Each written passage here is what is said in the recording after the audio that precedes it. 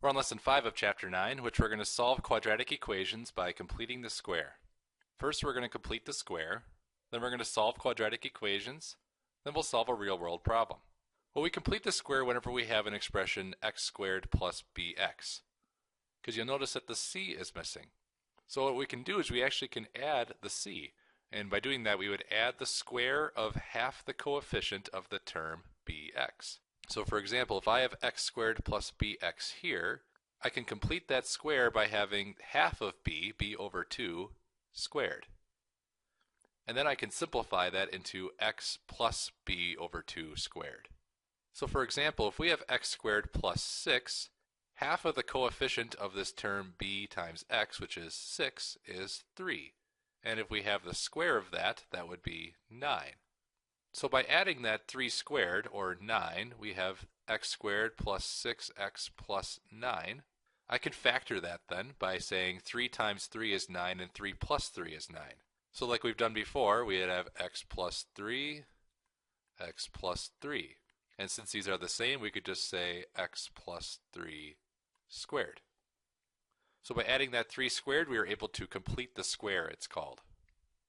So let's do that here. It says find the value of c that makes the expression a perfect square trinomial. Then write the expression as a square of a binomial. We'd have x squared plus 5x plus c. So if we look at the algebra behind this, we need to take b over 2 and square it. Since b is 5, we would have x squared plus 5x plus 5 over 2. And we're going to square that. Squaring that would give us 25 over 4. So x squared plus 5x plus 25 over 4. So I know that 5 over 2 times 5 over 2 gives me 25 over 4 because I squared it. And then 5 over 2 plus 5 over 2 would be 10 over 2, which is 5. So I know that I can square this one by writing out the binomial. It would be x plus 5 over 2 times x plus 5 over 2. And since this is the same, I can do x plus 5 over 2 squared. Let's take a look at this next one here. We have x squared plus 8x plus c. So we're looking for half of the value of b and squaring it. So we would have x squared plus 8x plus 4 squared now.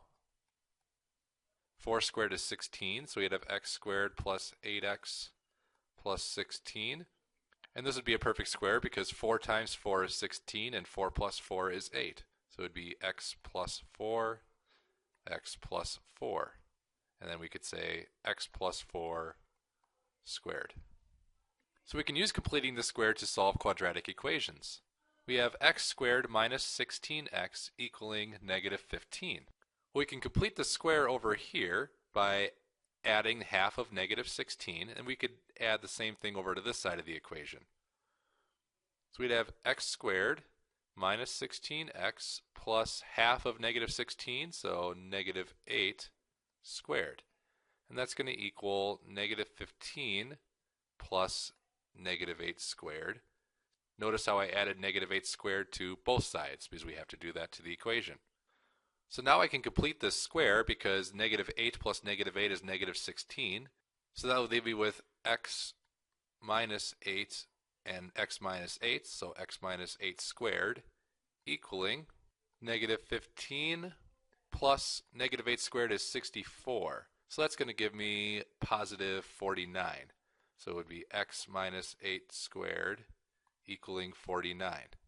I can get rid of this squared by square rooting both sides. So square rooting this gives me x minus 8 equaling the square root of 49, which is 7. So that would give me x minus 8 by itself equaling the square root of 49, which is positive and negative 7. So isolating the x by itself, I now have x equaling positive and negative 7 plus 8. Well, if it's negative 7, that would be positive 1. And then if it was positive 7, it would be 15. So 1 or 15 would be our answer for this equation for x. Now we can solve this one. We have 2x squared plus 20x minus 8 equaling 0. So we have a value here for c that does not complete the square. So what I want to do is I want to get rid of that. I can add 8 to both sides. So if I'd rewrite my equation, it would be 2x squared plus 20x equaling positive 8. I notice I can simplify this equation by dividing everything by 2. That would give me x squared plus 10x equaling 4. Now I can insert something that will complete this square. Well, half of 10 is 5, so that'd be 5 squared.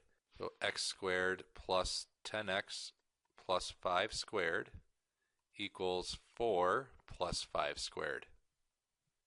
Now that I can complete this square, I can have x plus 5 squared equaling 4 plus 25, which is 29.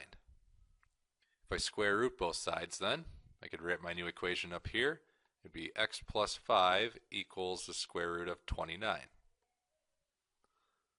If we subtract 5 from both sides, x is going to equal the square root of 29 minus 5. If we take the negative square root of 29 and subtract 5, that would be negative 10.39 to the nearest hundredth. If we take the positive square root of 29 and subtract 5, that would give us 0.39. So these would be our two options for x. X is going to equal negative 10.39 or 0.39. Now let's solve a real-world problem.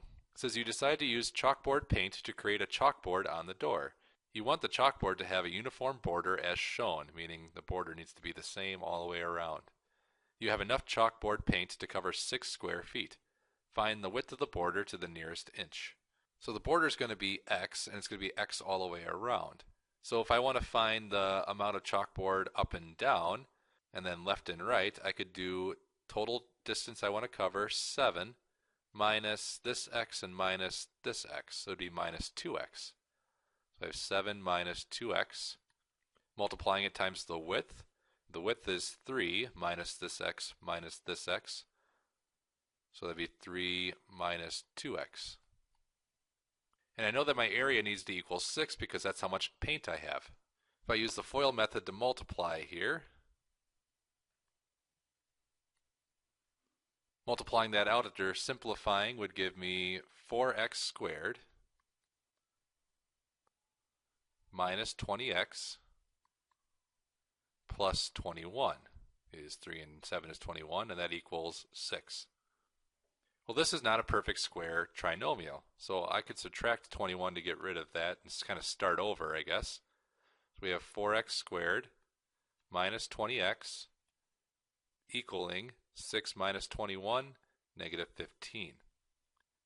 Since we can't have this 4 in front of the x squared and have a perfect trinomial, we'd have to divide everything by 4. This gives us x squared minus 5x equaling negative 15 over 4. We'll keep it like this.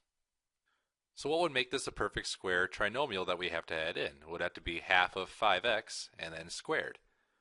So that would give us x squared minus 5x plus a negative 5 over 2 squared equaling negative 15 over 4 plus negative 5 over 2 squared. So this gives us a perfect trinomial, which we can factor to x minus 5 over 2 squared. And this would still be negative 15 over 4 plus positive 25 over 4 by squaring that. Simplifying this, negative 15 plus 25 is positive 10 over 4, which we know simplifies to 5 over 2, so 5 over 2. So we have x minus 5 over 2 squared equaling 5 over 2. And to get rid of that squared, we can square root both sides, leaving us with x minus 5 over 2 equaling the square root of 5 over 2. So to get x by itself, we can add 5 over 2 to both sides. So that gives us x equaling the square root of 5 over 2 plus 5 over 2. The negative square root of 5 over 2 plus 5 over 2 is going to give us 0.92. The positive square root of 5 over 2 plus 5 over 2 is going to give us an answer of 4.08. which one of these is going to be correct? Well, I know that if this is 3 feet, the border can't be over 4 feet, so it would have to be 0.92 feet.